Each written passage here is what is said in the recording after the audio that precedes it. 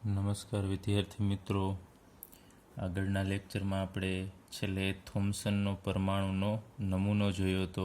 એમાં આપણે વાત કરી હતી કે બધા વૈજ્ઞાનિકો પરમાણુની અંદર કઈ રીતે ધનભારિત પ્રોટોન અને ઇલેક્ટ્રોન ગોઠવાયેલા છે એના જુદા જુદા નમૂના આપેલા હતા. એમાંથી આપણે થોમ્સનનો નમૂનો જોયો હતો. તો ફરીથી આપણે થોમ્સનના નમૂના પ્રમાણે જોઈએ કે થોમ્સનનો નમૂનો છે એમાં થોમ્સને એવું કીધેલું કે પરમાણુ છે એ ગોળાકાર છે અને પરમાણુમાં ધનભાર છે એ બધી જગ્યાએ સરખી રીતે વહેંચાયેલો છે. એટલે કે ધનવીજ ભાર આપણે કીધું તો આખો જે પરમાણુનો ગોળો છે એ આખો ધનભારિત છે, એટલે સંપૂર્ણ ભરાયેલો છે એમ કહી શકાય. આખો જેમ આપણે વાત કરી હતી કે જે ગોળા ફેંકનો જે લોખંડનો ગોળો હોય એ જેમ સખત છે આખો ભરેલો, એવી રીતે આખો પ્રોટોનથી બધી જગ્યાએ ફેલાયેલા હોય છે, બધી જગ્યાએ ધનભાર સરખો હોય છે, એવું થોમ્સને કીધેલું. અને ઇલેક્ટ્રોન પણ એમાં જુદી જુદી જગ્યાએ ઇલેક્ટ્રોન ગોઠવાયેલા હોય છે જેથી આખો પરમાણુ તટસ્થ બને. તો એ સાચું છે કે ખોટું એ બધું જાણવા માટે વળી પાછા વૈજ્ઞાનિકોએ બીજા પ્રયોગ કર્યા. એ પ્રયોગ વિશે આપણે અહીંયા અભ્યાસ કરીએ.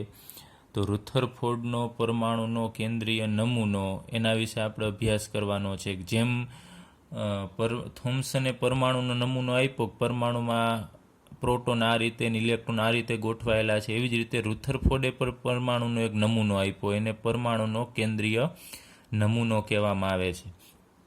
તો રુથરફોર્ડ અને તેમના વિદ્યાર્થીઓ હેન્સ ગાઇગર અને અર્નેસ્ટ માર્સ્ટ, આ એના ગુરુ છે રુથરફોર્ડ, અને એના વિદ્યાર્થીઓ હેન્સ ગાઇગર અને અર્નેસ્ટ માર્સ્ટ, આ વૈજ્ઞાનિકોએ સોનાનું ખૂબ પાતળું વરખ લીધું. એટલે કે સોનાનું એ પાતળી, એકદમ પાતળી પટ્ટી, જેને આપણે વરખ કહીએ છીએ. તમને ખ્યાલ હોય તો જુદી જુદી મીઠાઈ ઉપર છે એ સિલ્વર કલરનું પોળ હોય છે, એને આપણે વરખ કહી શકાય. તો એવો સોનાનો ખૂબ પાતળો વરખ લઈ અને એના ઉપર આલ્ફા કણોનો મારો ચલાવ્યો. એટલે સોનાનો પાતળો વરખ લઈ એના ઉપર આલ્ફા કણોનો મારો ચલાવ્યો, અને એ પ્રયોગ છે એ આલ્ફા કણ પ્રકીર્ણનનો પ્રયોગ તરીકે ઓળખાય છે. કયો પ્રયોગ? સોનાના પાતળા વરખ ઉપર આલ્ફા કણનો મારો ચલાવ્યો, એ પ્રયોગને આલ્ફા કણ પ્રકીર્ણનનો પ્રયોગ કહેવામાં આવે છે. ચલો, એના માટે અહીંયા શું કે એને આખી ગોઠવણી કરી પ્રયોગની એ જોઈએ. તો સૌપ્રથમ આલ્ફા કણનો મારો ચલાવવો છે તો આલ્ફા કણનો સ્ત્રોત જોશે. એટલે આપણે અહીંયા એક સ્ક્વેર તરીકે દર્શાવી દીધું છે. આ કોઈ પદાર્થ છે કે જેમાંથી આલ્ફા કણો ઉત્પન્ન થાય છે, એટલે આ આલ્ફા કણનો સ્ત્રોત છે. તો તમને ખબર છે આલ્ફા કણો છે, આ આલ્ફા કણ છે એ ઊંચી શક્તિ ધરાવે છે.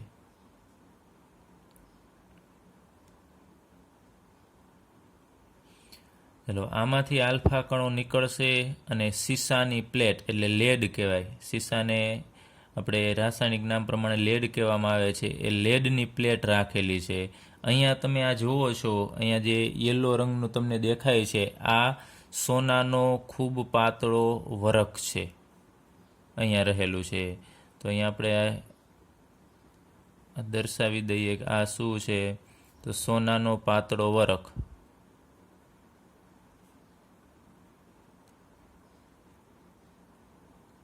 અને એની જાડાઈ કેટલી છે, એની થિકનેસ કેટલી, જાડાઈ કેટલી છે, તો એ જાડો થશે 100 નેનોમીટર જેટલો.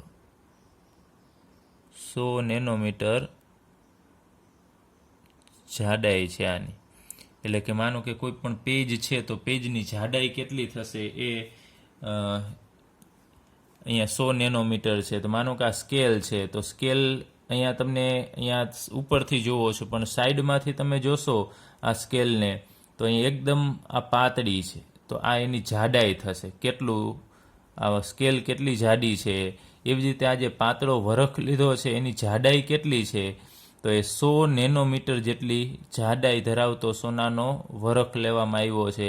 એને આ રીતે અહીંયા ગોઠવેલો છે, આમ ઊભો આ રીતે ગોઠવેલો છે અહીંયા આમ. પરંતુ અહીંયા આપણે દર્શાવી ન શકીએ એટલા માટે થોડું આમ તમે જોઈ શકો છો કે થોડું આડું હોય એવું લાગે, પરંતુ હકીકતમાં આ જે માનો કે આ સોનાનો વરખ છે તેને આમ આડી રીતે આમ રાખેલો છે, હકીકતમાં આમ રાખેલો જ હોય છે, ઊભો આમ હોય, પરંતુ એને દર્શાવવો શક્ય નથી એટલે આમ ક્રોસમાં દર્શાવેલો છે. ત્યારબાદ અહીંયા આજુબાજુએ એને ફોટોગ્રાફિક ફિલ્મ રાખી, તમે જુઓ છો આમ ગોળ કરીને આમ રાખેલી છે, અને એના ઉપર અહીંયા એ ઝીંક સલ્ફાઇડનો પ્રસ્ફુરક પડદો છે. એટલે એક પ્રકારનો આપણે આગળ ઉપર ભણી ગયા કે એ ઝીંક સલ્ફાઇડનો પ્રસ્ફુરક પડદો છે, એના ઉપર જો કોઈ અથડાશે કિરણ તો એ ત્યાં એક ઝબકારો થશે, એક બિંદુ જોવા મળશે. તો હવે સૌપ્રથમ જોઈએ કે રુથરફોર્ડે આ પ્રયોગ કર્યો ત્યારે એનું મંતવ્ય શું હતું. એના મંતવ્ય પ્રમાણે તમે જુઓ છો કે થોમ્સનના નમૂના પ્રમાણે આ પરમાણુ છે એ આખો ભરેલો છે અને ધન વીજભારિત છે. તો એના ઉપર આલ્ફા કણ છે એ ફેંકવામાં આવે છે, અને આલ્ફા કણ છે એ કેવો વીજભાર ધરાવે છે તમને ખબર છે. આલ્ફા કણ ઉપર ધન વીજભાર હોય, એ ઝડપથી ઘૂમતા હિલિયમ કેન્દ્ર છે, એટલે 2He4+2 આપણે કીધું હતું એ, એટલે આલ્ફા કણ છે એ પ્લસ વીજભાર ધરાવે છે. હવે આલ્ફા કણનો તમે અહીંયા મારો ચલાવશો તો શું થવાનું છે, આ પ્લસ વીજભાર છે, અને અહીંયા પણ એવું કીધું છે કે પ્લસ વીજભાર આખા પરમાણુમાં બધી જગ્યાએ ફેલાયેલા છે. એટલે આ જે આલ્ફા કણ છે એ આમાંથી પસાર તો નહીં થઈ શકે, કારણ કે અપાકર્ષણ થશે. એના કારણે એ આમ વિકિરણ આ બાજુ જઈ અને થોડા આમ ડાયવર્ટ થઈ જશે, ત્યાંથી વિચલન પામશે. પછી ઘણા વિકિરણો છે એ પાછા એમાંથી, કેમ કે સખત છે એવું આપણે વિચાર, માનો કે લોખંડનો ગોળો હોય તો એમાંથી કેમ આપણે જો સોય પસાર કરવી હોય તો ન થઈ શકે. તો અહીંયા એ રીતે સખત આપણે નથી લેવાનું, પણ અંદર ધન વીજભાર બધી જગ્યાએ છે, એટલે આખો ભરાયેલો છે ધન વીજભારથી, અને આલ્ફા કણો પણ ધન વીજભારિત છે. તો ધન વચ્ચે અપાકર્ષણ થશે, તો જે તમે આલ્ફા કણ ફેંકશો એ અથડાઈને પાછા ફરશે, અથવા તો અમુક એનું વિચલન થશે, આને વિચલન કહેશું. તો મોટા ભાગના વિકિરણ છે એ અથડાઈ પાછા ફરે છે, વિચલન થશે, આવું બધું થશે એવું કેને વિચાર્યું હતું? રુથરફોર્ડે. કારણ કે અંદર ધન વીજભાર છે, એટલે બધા વિકિરણો છે એ અથડાઈને પાછા ફરશે, ને અમુક આમ ત્રાસા જશે, અમુક એકદમ પાછા ફરશે, એવું બધું એનું અવલોકન હતું. કે અંદરથી કોઈ સામાન્ય રીતે પસાર થઈ શકે એવું એને બહુ ઓછું હતું, કારણ કે ધન વીજભાર બધી જગ્યાએ છે, એટલે અંદરથી પસાર નહીં થાય, બધા આમ બારોબાર જતા રહેશે. તો એને અહીંયા કઈ જગ્યાએ અથડાય છે એટલે આખે આખું કવર કરી નાખ્યું છે. અહીંયા થોડોક જ ભાગ છે એ આગળ બાકી હોય છે.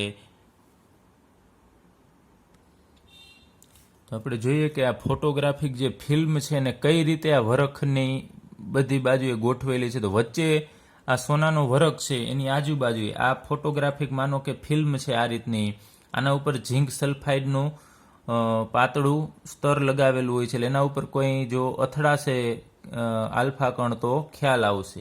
તો એને આ વચ્ચે જે સોનાનો વરખ છે રાખેલો છે, અને આ રીતે ગોઠવેલું હોય આમ આ દિશામાં. એટલે આને તમે જો આ જે આકૃતિ છે એમાં તમે જોશો તો તમને આ રીતનું દેખાશે,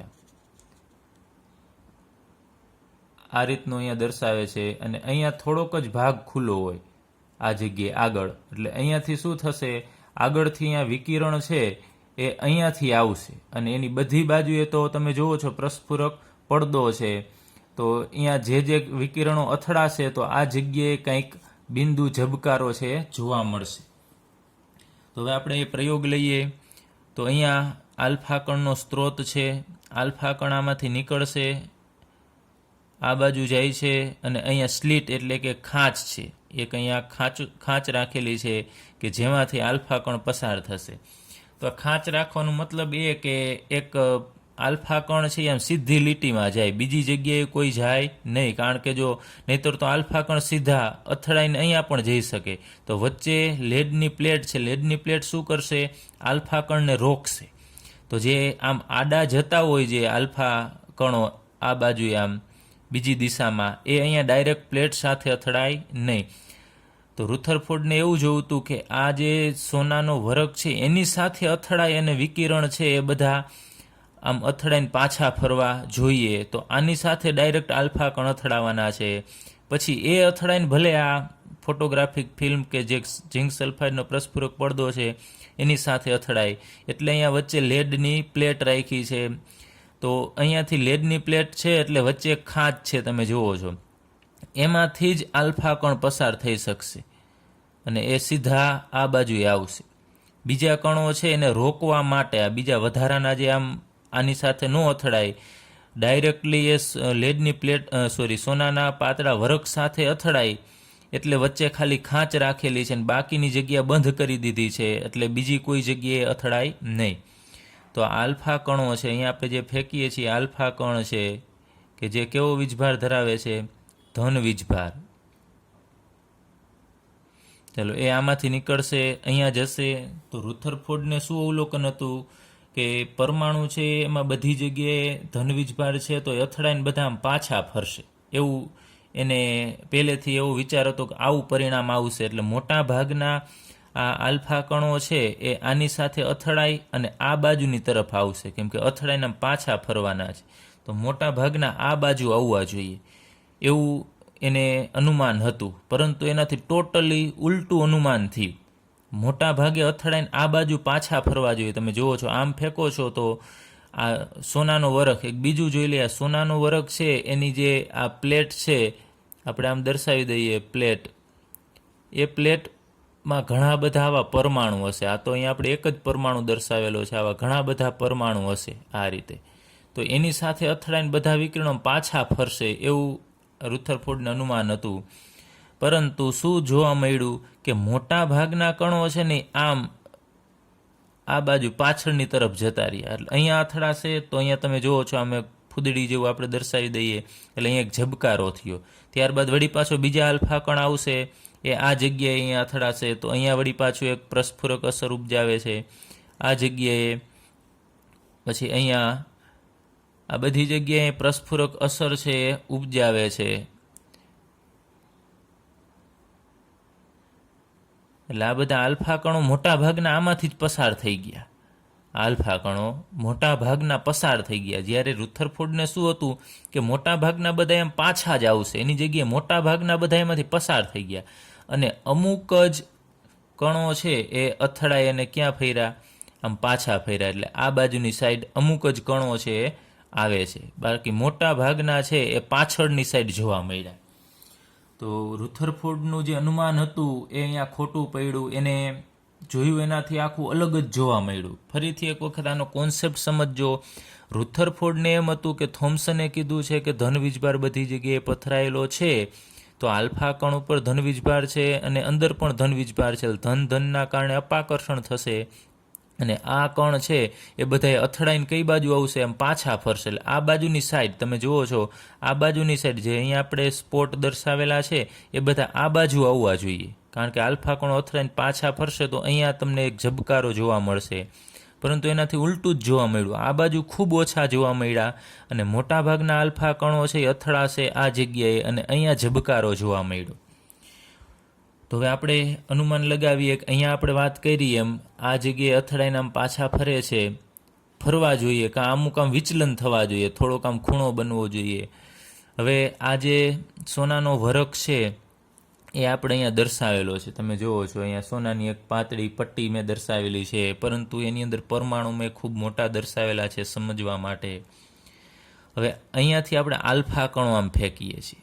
અહીંયા પણ કેમ આપણે આલ્ફા કણ ફેંક્યા? તો રુથરફોર્ડને હતું કે બધા વિચલન થઈને અથડાઈને આમ પાછા ફરશે બધા, પરંતુ જોવા મળ્યું એમાંથી સીધા પસાર થઈ ગયા.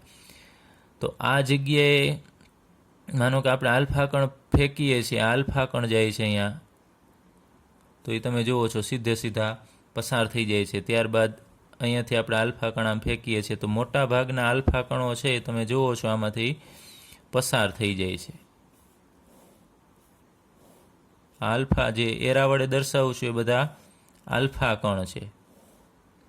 તો આલ્ફા કણ છે એ વિચલન પાયમાં વગર એ એમાંથી પસાર થઈ જાય છે મોટા ભાગના, પરંતુ અમુક કણો છે એ પાછળ વિચલન પામે છે. હવે હકીકતમાં આપણે જોયું એમ બધા પાછા ફરી જવા જોઈએ, પરંતુ અમુક અવલોકન જોવા મળ્યા કે અમુક કણો છે એ વિચલન પામે છે. માનો કે આલ્ફા કણ છે આપણે આમ ફેંકીએ છીએ તો અમુક આમ થોડા અથડાય અને આ બાજુ આમ જશે, આને આપણે વિચલિત કહેશું. ચલો વિચલિત કણ. એ જ રીતે અમુક કણ છે એ આ બાજુ આમ વિચલન પામે છે, તો આ પણ વિચલિત આલ્ફા કણ છે. પછી અમુક કણો છે અથડાઈને આ દિશામાં પાછા ફરે છે, અને અમુક કણ છે એ આ દિશામાં આમ જશે અને અથડાઈને સીધા આમ 180 ડિગ્રીના ખૂણે પાછા આવે છે. આમ જતા હતા અહીંયા અથડાઈને પાછા આવે છે. પરંતુ આમાં તમે જુઓ છો કે આમ વિચલન પામેલા આ જે આલ્ફા કણ છે અને આમ અથડાઈને આ 180 ડિગ્રીના ખૂણે પાછા ફરનારની સંખ્યા ઓછી છે. મોટાભાગના આલ્ફા કણો છે એ પસાર થઈ જાય છે. તો આ આખું પરિણામ જે રુથરફોર્ડે જે ધાર્યું હતું એના કરતાં ટોટલી અલગ જ પરિણામ જોવા મળ્યું. તો હવે એનું અવલોકન જોઈએ કે રુથરફોર્ડે આ પ્રયોગ કર્યા પછી એને શું જોવા મળ્યું. તો હવે આપણે એનું અવલોકન જોઈએ.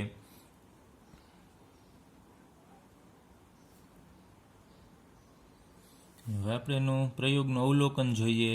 તો આ પ્રયોગ કર્યા પછી રુથરફોર્ડને ખ્યાલ આવ્યો કે મોટા ભાગના આલ્ફા કણો સોનાના વરખમાંથી વિચલન પામ્યા વગર પસાર થાય છે. તમે જુઓ છો મોટા ભાગના એમનેમ પસાર થઈ જાય છે.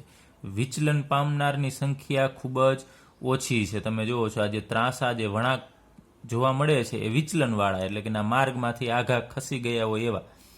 પણ તમે જુઓ છો મોટા ભાગના એમાંથી પસાર થઈ જાય છે. તો મોટા ભાગના આલ્ફા કણો સોનાના વરખમાંથી વિચલન પામ્યા વગર એ પસાર થઈ જાય છે. પછી કીધું છે ખૂબ જ ઓછા પ્રમાણમાં આલ્ફા કણોનું બહુ નાના ખૂણે વિચલન થયું. ખૂબ જ ઓછા વિચલન પામનારની સંખ્યા કેવી છે તમે જુઓ છો ઓછી છે.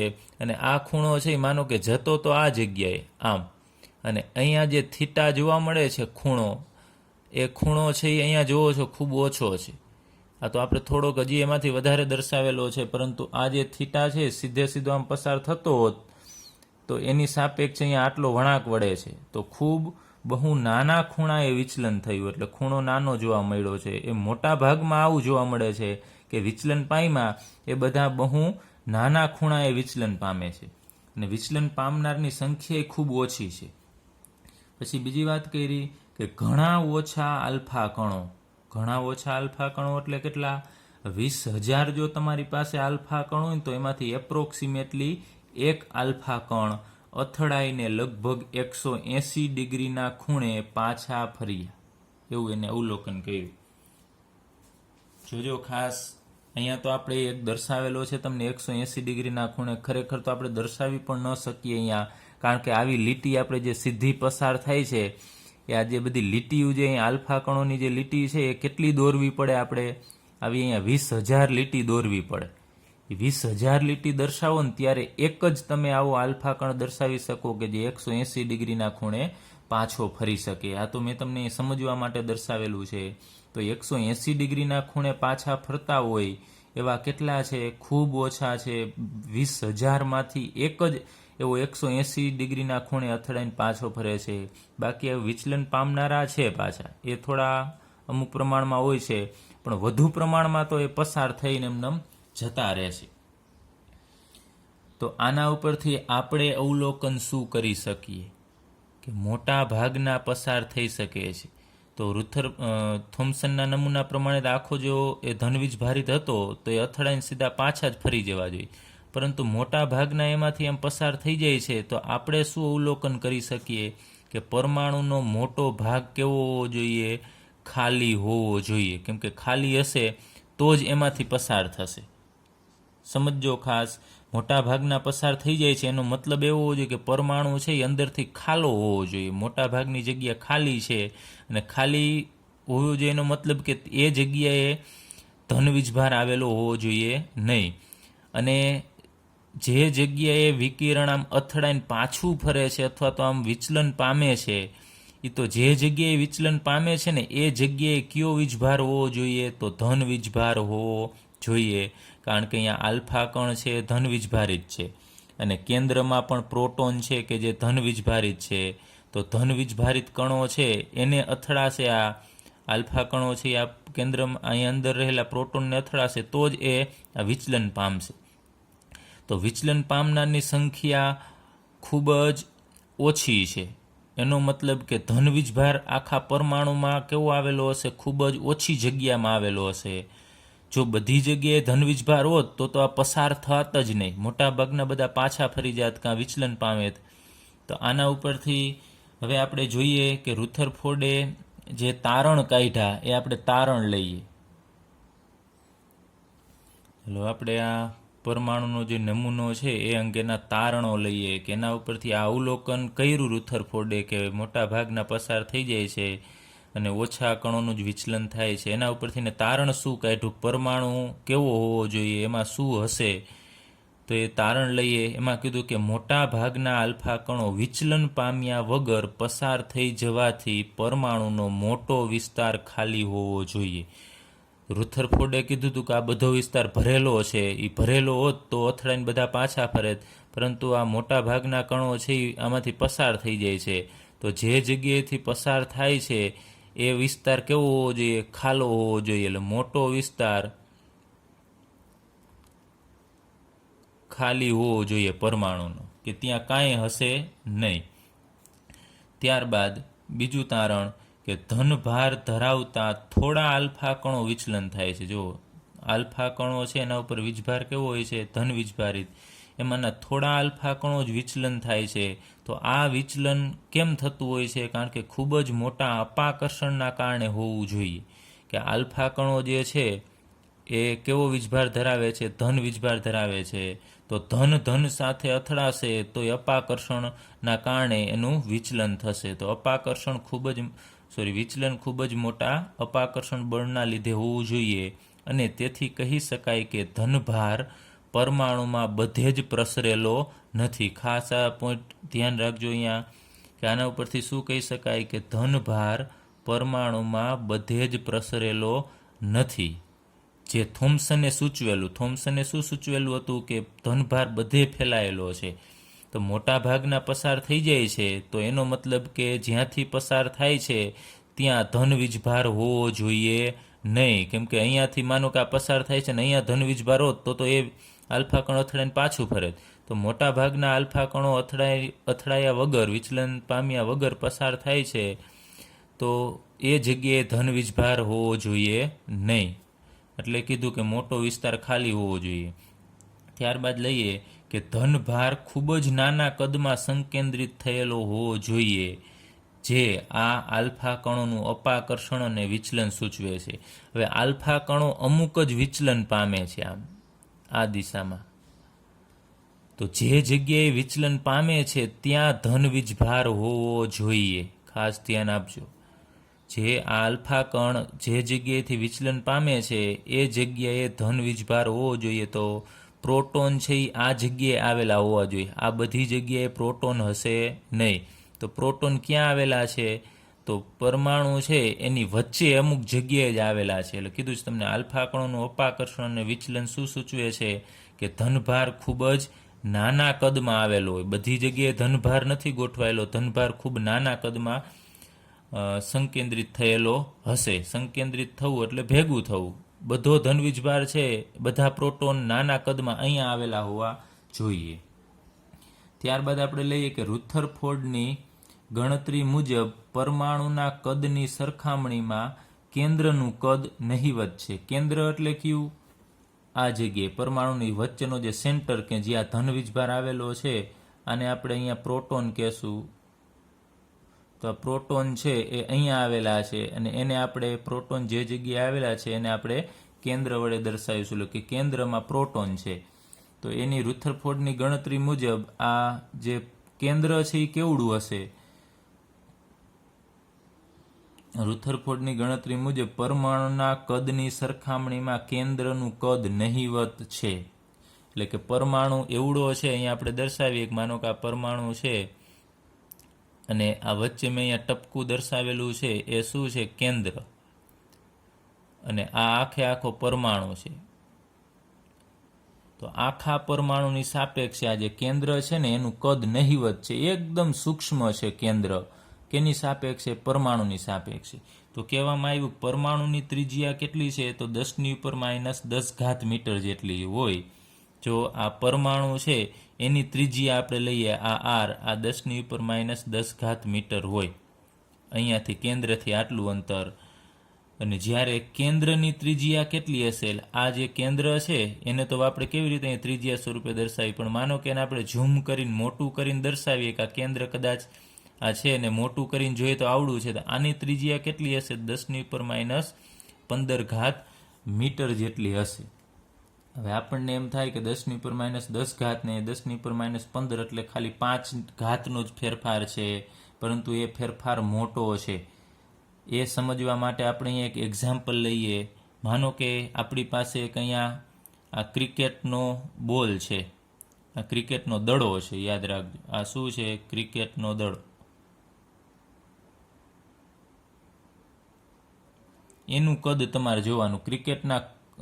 ક્રિકેટનો દડો છે એનું કદ છે એ અત્યારે આપણે કેનું કદ ગણીએ? આ કેન્દ્રનું કદ. એટલે અત્યારે તમારે વિચારવાનું ક્રિકેટનો દડો છે ને કેન્દ્ર છે, તો તમને એમ થશે કે ક્રિકેટનો દડો તો મોટો હોય, પરંતુ હવે ખાસ જોજો, આ ક્રિકેટના દડાની આજુબાજુ તમારે અહીંયા જે જગ્યાએ દડો મૂકેલો છે ત્યાંથી 5 કિલોમીટર સુધી જવાનું. આમ 5 કિલોમીટર એટલે તો ઘણું બધું થશે. આમ એ 5 કિલોમીટર જે જગ્યાએ પૂરું થાય, માનો કે અહીંયા 5 કિલોમીટર આ પૂરું થાય છે, તો 5 કિલોમીટરનું તમારે આમ એની આજુબાજુ રાઉન્ડ બનાવવાનું, આખું રાઉન્ડ. ખાસ ધ્યાન આપજો, દડો છે અહીંયાથી 5 કિલોમીટર ચાલી અને દડાની આજુબાજુ એટલે 5 કિલોમીટર ત્રિજ્યા થઈ, તો આ બાજુથી 5 કિલોમીટરનું આખું આમ રાઉન્ડ બનાવવાનું. તો 5 કિલોમીટર અહીંયા અને 5 કિલોમીટર આમ, એટલે એનો વ્યાસ 10 કિલોમીટર થાય. તો 10 કિલોમીટર વ્યાસ હોય ત્યારે આ ક્રિકેટનો દડો છે ને એનું કદ, કેન્દ્રનું કદ થશે. એટલે તમે જોઈ શકો કે એવડા રાઉન્ડ, આખો 5 કિલોમીટરની ત્રિજ્યાવાળું રાઉન્ડ બનાવશો ને એની અંદર વચ્ચે ક્રિકેટનો દડો હશે તો તમને ખબર છે દેખાશે પણ ને, આપણે એને અવગણી શકીએ છીએ. તો જે કેન્દ્ર છે એની ત્રિજ્યા ઘણી બધી નાની છે, 10⁻15, અને પરમાણુની ત્રિજ્યા ખૂબ જ મોટી છે, 10⁻10. એટલે કેન્દ્રનું કદ નહિવત છે, આપણે એને અવગણી શકીએ છીએ. અને એક આ ખાસ ધ્યાન રાખજો કે આ વિચલન થાય છે કેના કારણે થાય છે? તો કેન્દ્ર સાથે અથડાય છે. તો કેન્દ્રમાં શું હોય છે? ધન વીજભારિત પ્રોટોન હશે. તો પ્રોટોનનો ધન વીજભાર અને આલ્ફા કણનો ધન વીજભાર બંને વચ્ચે અપાકર્ષણ થશે ને, એટલે આલ્ફા કણ છે વિચલન પામી અને દૂર નીકળી જાય છે. એટલે તમને અહીંયા આ પોઈન્ટમાં એ કહે છે કે અપાકર્ષણ થાય છે એના કારણે આલ્ફા કણોનું વિચલન થાય છે. ચલો, તો હવે આ પ્રયોગ પછી રુથરફોર્ડે પરમાણુનો નમૂનો આપ્યો કે પરમાણુ કેવો છે. તો હવે આપણે લઈએ રુથરફોર્ડે આપેલ પરમાણુનો કેન્દ્રીય નમૂનો. એટલે તમને પૂછે કે પરમાણુનો કેન્દ્રીય નમૂનો લખો, તમારે આ 3 પોઈન્ટ લખવાના થશે. તો રુથરફોર્ડે શું કીધું? પરમાણુ કેવો છે એના વિશે આપણે લઈએ. તો પહેલો પોઈન્ટ કે પરમાણુનો ધનભાર અને પરમાણુનું મોટા ભાગનું દળ ખૂબ જ ગીચતાથી ઘણા નાના ભાગમાં સંકેન્દ્રિત થયેલું હતું. એટલે કે અહીંયા આપણે આખો આ પરમાણુ લઈએ, આ પરમાણુ છે એ પરમાણુનો ધનભાર એટલે કેના કારણે હોય? પ્રોટોનના કારણે. અને પરમાણુનું મોટા ભાગનું દળ, હવે થોમ્સને શું કીધું હતું? પરમાણુનું દળ બધી જગ્યાએ ફેલાયેલું છે. જ્યારે રુથરફોર્ડે શું કીધું કે પરમાણુનો ધનભાર એટલે કે પ્રોટોન અને પરમાણુના મોટા ભાગનું દળ ખૂબ જ ગીચતાથી ઘણા નાના ભાગમાં સંકેન્દ્રિત થયેલું છે. તો અહીં આપણે નાનો ભાગ અત્યારે આવડો દર્શાવીએ, આમ દર્શાવવા માટે થોડો મોટો દર્શાવીએ છીએ. તો અંદર હું પ્લસ દર્શાવું છું ને, પ્રોટોન છે. તો આ જગ્યાએ એનો ધનભાર એટલે કે પ્રોટોન અને દળ એ બધું નાના ભાગમાં સંકેન્દ્રિત થયેલું છે, આખા બધી જગ્યાએ નથી. પછી રુથરફોર્ડે પરમાણુના આ ખૂબ જ નાના ભાગને કેન્દ્ર કહ્યું. આ જે નાનો ભાગ તમે જુઓ છો જ્યાં ધનભારે છે અને પરમાણુનું દળ ભેગું આ જગ્યાએ જ છે, એને શું કહેવામાં આવ્યું? રુથરફોર્ડે એને કેન્દ્ર નામ આપ્યું કે એને કેન્દ્ર કહેવામાં આવે છે. અને કેન્દ્રને ઇંગ્લિશમાં ન્યુક્લિયસ કહેવામાં આવે છે. તો પરમાણુનો ખૂબ નાનો ભાગ કે જ્યાં ધનભાર સંકેન્દ્રિત થયેલો છે એ ભાગને કેન્દ્ર કહેવામાં આવે છે. પછી બીજો પોઈન્ટ કે આ કેન્દ્રની આજુબાજુ રહેલા ઇલેક્ટ્રોન કેન્દ્રની આસપાસ ઘણી ઝડપથી વર્તુળાકાર પથમાં ઘૂમે છે. હવે ઇલેક્ટ્રોન ક્યાં છે? તો થોમ્સને એવું કીધું હતું કે ઇલેક્ટ્રોન જુદી જુદી જગ્યાએ આમ ગોઠવાયેલા છે, પરંતુ રુથરફોર્ડે શું કીધું કે ઇલેક્ટ્રોન છે એ આ કેન્દ્રની આજુબાજુએ આ રીતે આમ વર્તુળાકાર માર્ગમાં સતત ઘૂમતા હોય છે. ઇલેક્ટ્રોન સતત આમ ફરતા હોય છે. એટલે આ કેન્દ્રની આજુબાજુ, એટલે કેન્દ્ર છે એની આજુબાજુ રહેલા ઇલેક્ટ્રોન છે એ કેન્દ્રની આસપાસ ઘણી ઝડપથી, ખૂબ ઝડપથી વર્તુળાકાર પથમાં એટલે ગોળાકાર માર્ગમાં ઘૂમે છે, જેને કક્ષા કીધી. જે આ પથ છે કે જે રસ્તા ઉપર ઇલેક્ટ્રોન દોડે છે એને કક્ષા નામ આપવામાં આવ્યું. કક્ષા શું છે? ફરીથી, કક્ષા એટલે ઇલેક્ટ્રોન જે માર્ગ ઉપર ઝડપથી કેન્દ્રની આસપાસ ફરે છે એ માર્ગને શું કહેવામાં આવ્યું? કક્ષા. અને એને સૂર્યમંડળ સાથે સરખાવ્યો. પરમાણુ છે એને કેની સાથે સરખાવ્યું? સૂર્યમંડળ. તો પરમાણુમાં જેમ કેન્દ્ર છે એવી રીતે સૂર્યમંડળમાં પરમાણુના કેન્દ્રને સૂર્ય કીધું. સૂર્યમંડળમાં તમને ખબર છે વચ્ચે સૂર્ય હોય છે. તો માનો કે સૂર્યમંડળ આપણે દર્શાવીએ કે આ સૂર્યમંડળ છે, તો વચ્ચે શું રહેલું હશે? તમને ખ્યાલ છે વચ્ચે સૂર્ય હોય. અને અહીંયા જેમ ઇલેક્ટ્રોન આ કેન્દ્રની આજુબાજુ ફરે છે એમ સૂર્યમંડળમાં આ ગ્રહ છે. માનો સૂર્યનું કદ તો બહુ મોટું હશે, એની સાપેક્ષે અહીંયા ગ્રહ છે એ ઘણા બધા નાના છે. તો આ ગ્રહ છે એ કેમ સૂર્યની આજુબાજુ ફરે છે? એવી જ રીતે એને કીધું કે ઇલેક્ટ્રોનને ભ્રમણ કરતા ગ્રહો સાથે સરખાવી શકાય. કે ઇલેક્ટ્રોનને કેની સાથે એને સરખાવ્યા? ગ્રહ સાથે. કે જેમ સૂર્યની આજુબાજુ ગ્રહ ગોળાકાર વર્તુળાકાર માર્ગે ફરે છે એમ ઇલેક્ટ્રોન પણ કેન્દ્રની આજુબાજુ એ પરમાણુમાં વર્તુળાકાર માર્ગ તરીકે એ ફરે છે. એટલે એની ટૂંકમાં એને સરખામણી કરી પરમાણુની. કેની સાથે સરખામણી કરી? સૂર્યમંડળ સાથે. ત્યારબાદ ઇલેક્ટ્રોન અને કેન્દ્ર એકબીજાથી સ્થિર વિદ્યુતીય આકર્ષણ બળથી જોડાયેલા હોય છે. એટલે ઇલેક્ટ્રોન છે એ ઋણ વીજભારિત છે અને અહીંયા કેન્દ્રમાં ધન વીજભારિત પ્રોટોન છે.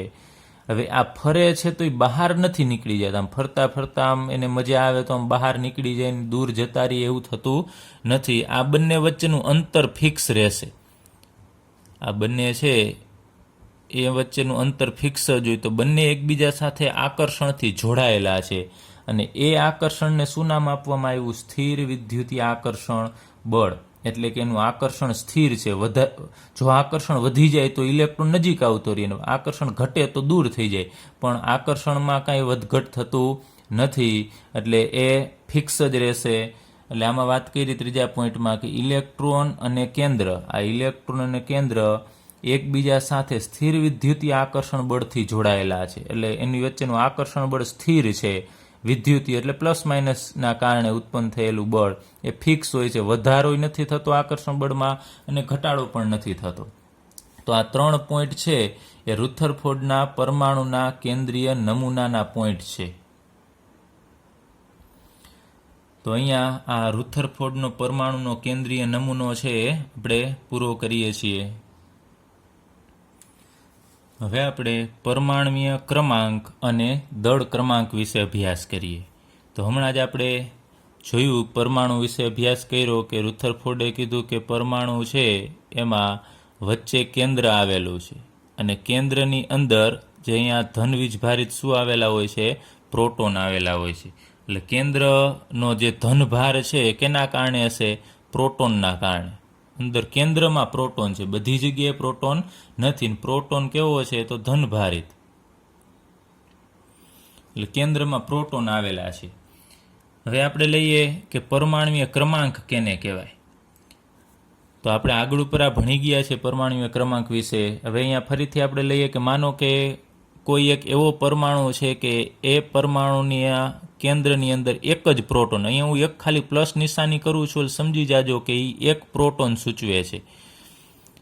એક પ્રોટોન હોય તો એની આજુબાજુએ એક ઇલેક્ટ્રોન હોય. કારણ કે આપણે ભણી ગયા છે આગળ ઉપર કે પરમાણુ વીજભારની દ્રષ્ટિએ તટસ્થ છે. જેટલો ધન વીજભાર હોય એટલો જ સામે ઋણ હોવો જોઈએ. તો એક પ્રોટોન અહીંયા છે તો સામે એક ઇલેક્ટ્રોન હશે ને ઇલેક્ટ્રોન બહાર અહીંયા કક્ષામાં આ રીતે આમ ફરતો હોય છે. તો અહીંયા તમે જુઓ છો કે આ કેન્દ્રમાં પ્રોટોન કેટલા છે? તો પ્રોટોનની સંખ્યા 1 છે. એક જ પ્લસ વીજભાર મેં દર્શાવ્યો છે એટલે પ્રોટોનની સંખ્યા 1 છે. તો પ્રોટોનની જે સંખ્યા છે ને એને આપણે પરમાણ્વીય ક્રમાંક કહેશું. આ પરમાણુ એના કેન્દ્રમાં જેટલા પ્રોટોન છે એ પ્રોટોનની સંખ્યાને પરમાણ્વીય ક્રમાંક કહેવામાં આવે છે. તો આપણે લખીએ પરમાણુના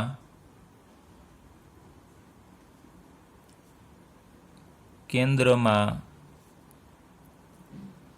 રહેલ પ્રોટોનની સંખ્યાને પરમાણ્વીય ક્રમાંક કહેશું. અને પરમાણ્વીય ક્રમાંકને ઝેડ વડે દર્શાવવામાં આવે છે. તો જેટલા પ્રોટોન કેન્દ્રમાં હોય ને એ એનો પરમાણ્વીય ક્રમાંક. તો અહીંયા તમે જુઓ છો એક પ્રોટોન કેમાં આવેલો હોય છે, તમને ખ્યાલ છે હાઇડ્રોજનના કેન્દ્રમાં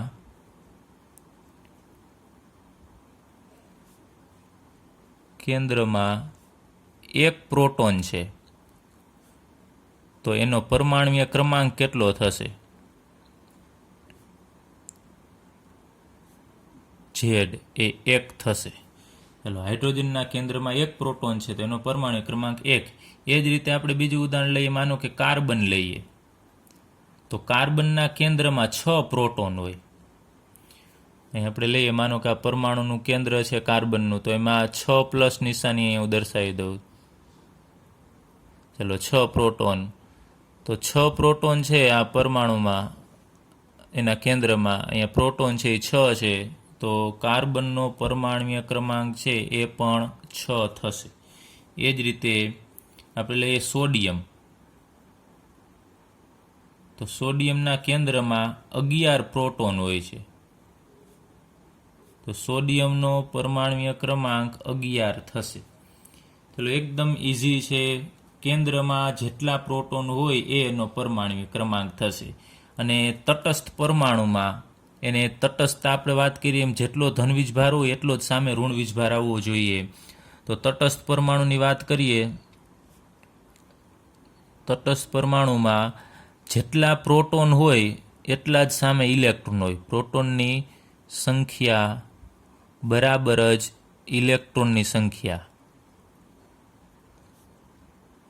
સરખી હોય. પણ કયા પરમાણુમાં? તટસ્થ. તટસ્થ એટલે માનો કે અહીંયા હું ખાલી કાર્બન લખું છું, આ સી. આમ સી લખ્યું, તમે ઉપર જુઓ છો કાંઈ પ્લસ માઇનસ ચાર્જ આપણે કાંઈ દર્શાવેલો નથી. તો આ તટસ્થ પરમાણુ થશે. તો એ કાર્બન પાસે 6 પ્રોટોન છે તો સામે 6 ઇલેક્ટ્રોન હશે. પછી એ જ રીતે અહીંયા હાઇડ્રોજન તટસ્થ છે. જો હાઇડ્રોજન ઉપર મેં કોઈ પ્લસ માઇનસ ચાર્જ નથી દર્શાવેલો, તો હાઇડ્રોજન પાસે 1 પ્રોટોન હોય તો સામે ઇલેક્ટ્રોન પણ 1 હશે.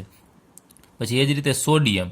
આમ લખું તો સોડિયમ પાસે 6 પ્રોટોન, 11 પ્રોટોન હશે તો સામે 11 ઇલેક્ટ્રોન હશે. આ તટસ્થ, અહીંયા કોઈ વીજભાર નથી એટલે તટસ્થ. પણ જો હું આમ લખું અહીંયા Na+, તો આ તટસ્થ નથી. યાદ રાખજો, આ તટસ્થ નથી, કેમ કે એના ઉપર પ્લસ વીજભાર છે. તો એકદમ ઇઝી વ્યાખ્યા. પરમાણુના કેન્દ્રમાં રહેલા પ્રોટોનની સંખ્યાને આપણે પરમાણ્વીય ક્રમાંક કહેશું. બીજી રીતે આપણે લખીએ પરમાણ્વીય ક્રમાંક ઝેડ બરાબર શું થશે? આપણે વાત કરીએ એમ પરમાણ્વીય ક્રમાંક કેટલો હોય? તો પરમાણુના કેન્દ્રમાં રહેલ પ્રોટોનની સંખ્યા. પરમાણુના કેન્દ્રમાં જેટલા પ્રોટોન હોય ને એની સંખ્યાને આપણે પરમાણ્વીય ક્રમાંક કહેશું. અથવા તો બીજું શું કહી શકીએ? આપણે વાત કરીએ તટસ્થ પરમાણુમાં જેટલા પ્રોટોન હોય ને એટલા જ સામે ઇલેક્ટ્રોન હોય. તો અહીં આપણે લખી શકીએ કે તટસ્થ પરમાણુમાં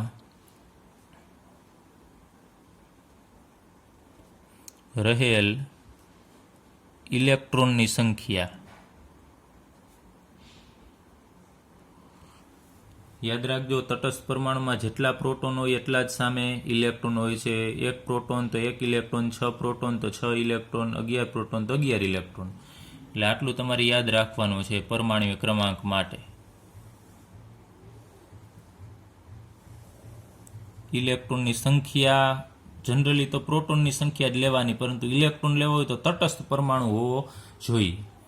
હવે આપણે દળ ક્રમાંકની વાત કરીએ. દળ ક્રમાંક, અને દળ ક્રમાંકને A વડે દર્શાવવામાં આવે છે. તો કેન્દ્રનું પરમાણુનું દળ આપણે વાત કરીએ. માનો કે આ પરમાણુ છે, તો પરમાણુનું દળ કેના કારણે હોય? તો આપણે ભણી ગયા છે કે 3 વસ્તુ, ઇલેક્ટ્રોન, પછી પ્રોટોનને P અને ન્યુટ્રોનને N વડે દર્શાવીએ છીએ. તો ઇલેક્ટ્રોન, પ્રોટોન, ન્યુટ્રોન, એમાં આનું દળ તો ખૂબ ઓછું હોય. દળ ખૂબ જ ઓછું, અને એટલું ઓછું કે આને અવગણી શકાય. તો હવે દળ કેના કારણે હોય? પ્રોટોન અને ન્યુટ્રોનના કારણે, કારણ કે પ્રોટોન કરતાં ન્યુટ્રોનનું થોડુંક વધારે છે. તો આનું દળ વધારે છે કેના કરતાં? ઇલેક્ટ્રોન કરતાં પ્રોટોન અને ન્યુટ્રોનના દળ વધારે છે. તો મોટા ભાગનું પરમાણુનું દળ આ પ્રોટોન અને ન્યુટ્રોનના કારણે હોય. અને પ્રોટોન અને ન્યુટ્રોન ક્યાં હોય પાછા એ તમને ખ્યાલ છે. આ પરમાણુનું કેન્દ્ર છે, કેન્દ્રની અંદર આપણે ભણી ગયા, આ કેન્દ્ર છે અત્યારે. તો કેન્દ્રમાં કઈ વસ્તુ હાજર હશે? એક તો પ્રોટોન હોય અને પ્લસ બીજો ન્યુટ્રોન હોય. કેન્દ્રમાં બે વસ્તુ હાજર હોય. અહીંયા હું પી દર્શાવી દઉં એટલે પ્રોટોન અને એન એટલે ન્યુટ્રોન. કેન્દ્રની અંદર પ્રોટોન અને ન્યુટ્રોન હાજર હોય છે. તો હવે કેન્દ્રમાં રહેલ પ્રોટોન અને ન્યુટ્રોન એ બંનેને સંયુક્તપણે, એટલે તમારે ભેગું કેવું હોય તો સંયુક્ત રીતે એને ન્યુક્લિયોન્સ કહેવામાં આવે છે.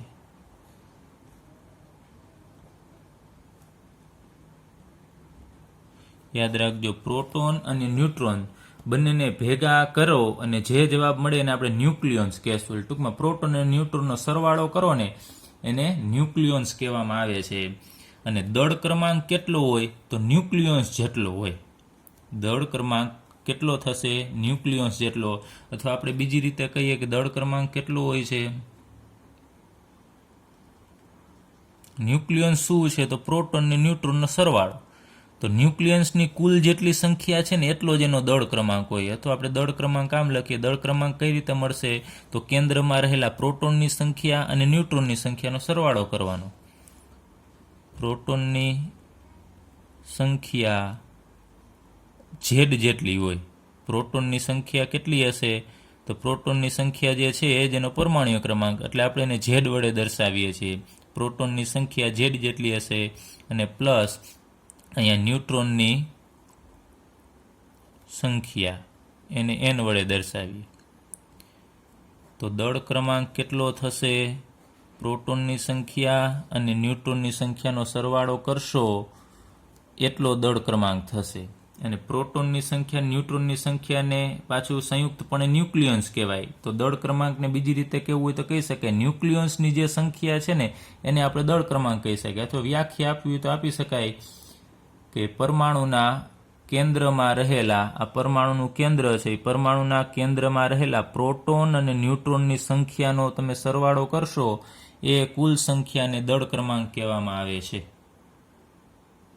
તો આ સૂત્ર યાદ રાખજો. તમને પૂછે કે કોઈ પરમાણુમાં આટલા પ્રોટોન છે તો એનો પરમાણુ ક્રમાંક કેટલો એ ખ્યાલ હોવો જોઈએ. અથવા એમ કહે કે કોઈ તટસ્થ પરમાણુમાં માનો કે 6 ઇલેક્ટ્રોન છે એમ કહેવામાં આવે. કોઈ તટસ્થ પરમાણુમાં 6 ઇલેક્ટ્રોન છે તેનો પરમાણુ ક્રમાંક કેટલો? તો 6 થશે.